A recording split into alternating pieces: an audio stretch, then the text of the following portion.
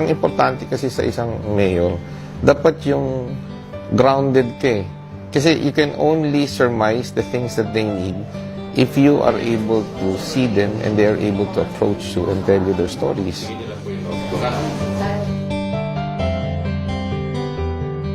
Nung ako'y nagpagamot sa medical city, there were just so many doctors attending to me because nag-shoot up yung aking sugar. And then, yung paradigm ko dun, yeah, I will survive siguro dahil meron akong resources. When I came back, paano yung mga may diabetes dito? Instantly, nagkaroon ako ng diabetes center. Tinayo ko, pattern after what I experienced no, sa mismong journey ko sa buhay. Oh, yung mga medical services, yung diagnostic procedures, these are the things that they try to avoid. Bakit? Kasi magastos. So I thought of a way na, ba't hindi ko siya ilibre? And then for as long as they have this card. Because meron naman akong resources for it. Pinakredit ko kagad sa PhilHealth para yung PhilHealth will be able to help us out, fund at magkaroon kami ng immediate source para lahat ng mga pasyente namin, magamot namin, hanggat kaya namin, libre. Came out with this article, ang title ko, Even in Death, the Poor are Deprived of their Privilege to Mourn. So we came up with this concept. Nagpabili ko ng marami talagang mga coffins. Nakipagtayap ako sa isang funeral parlor at meron kaming libreng sementeryo. Ang naging konsepto ngayon, pag namatayan ka sa kainta, iiyak ka na lang. Wala ka nang gagawin.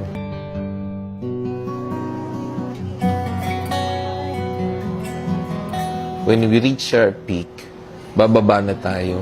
We become less relevant.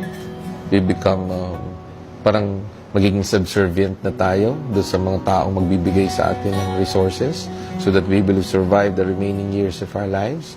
So, yung national government natin has its own pension fund. 80 years old and above, they receive a pension of 500 a month, no? Regardless of their status in life. We don't discriminate anymore. Kasi ang entitlement mo bilang isang tao na 80 years old is maramdaman mo na yung gobyerno sa last remaining years of your life, naalala ka. We send it out quarterly. There's this option na ma-deliver sa kanila yun, but they prefer to see me here because they tell me their stories as well. You know, I find time to listen to them. Kahit paulit-ulit yung kwento.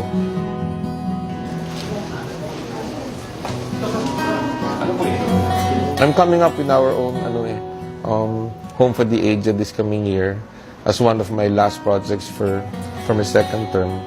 Para lahat ng mga inabando ng mga seniors, they will have a home that's gonna be run fully by the local government. Absolutely, it's free for them sa hospital. Wala silang babayaran anything. Dahil nga marami kaming pakiusap before sa national hospitals kasi may mga kailangan kaming mga pasyente na i-ICU.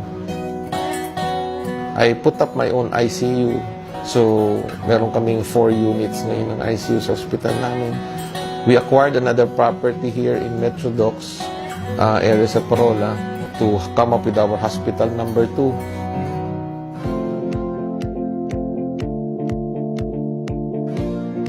The first thing I did when I became mayor was to do a census of all the informal settlers living in the esteros. We have bought more than 5 hectares of property here since 6 years. We house them there. Nagtayo kami ng mga bahay. Ang prioritize ko lang yung mga nakatira sa mga estero because it's actually a two-pronged approach towards solving the problem on housing and solving the flooding issues that plagued us for decades. So, nung sila ang inuna kong mga inilikas, nag-improve ang aming flood issues, no? Siguro, meron ng 1,200 houses kaming napatayo for them. They have to pay us back. It's a 25-year amortization at 0 interest. So, they're just paying 120 pesos a month. At meron kasi akong rule dito eh. Pag gumawa ka ng cleaning at na-involve ang isa sa miyembro mo ng pamilya at napatunayan ko yan, aalis ka dito sa amin. Kasi, oo, because technically, ingrato ka.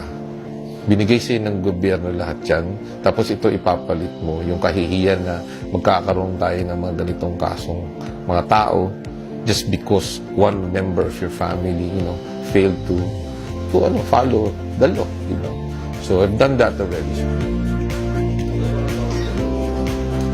Mga tao rito, kanya sila nade-deprive ng livelihood kasi hindi sila nakakapag-aral.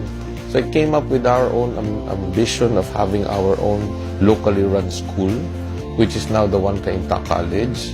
We already have 4 courses that we're offering. We intend to expand it to 8. Sino yung mga pwedeng pumasok? Yung mga sakto lang ang utak. Yung mga gusto mag-aral pero wala naman silang pera. Pero hindi na sila matalino. Ba't hindi ko kinukuha yung matatalino? Kukunin naman kayo ng mga malalaking universidad Sa akin, walang strings attached. I want you to learn something because you want to study and I want to provide you a good future. If we are able to gear our people towards having a mindset of being employed, we do it. And we've been number 1 since, 5 years ago in terms of employing the people who flock to us. In fact, I think we conduct 9 to 10 job fairs every year just to cater to the business establishments who would seek our help para makakuha sila ng mga employees. We're the richest town already. From a 620 million budget when I assumed office, it's now 1.5 billion. So for the last 6 years, we've been declared as the wealthiest town in the Philippines. Sabi ko nga sa anak ko, if there's anything that I can make you proud about is that maybe 10 years after I die, you walk along the streets of Cainta and introduce yourself as the son of Mayor Kit. And then, pakinggan mo na lang kung sasabihin ng mga tao about what I did to them. Ultimately, what they say is just, your father was good to us. Buo na buhay mo, buo na rin buhay ko.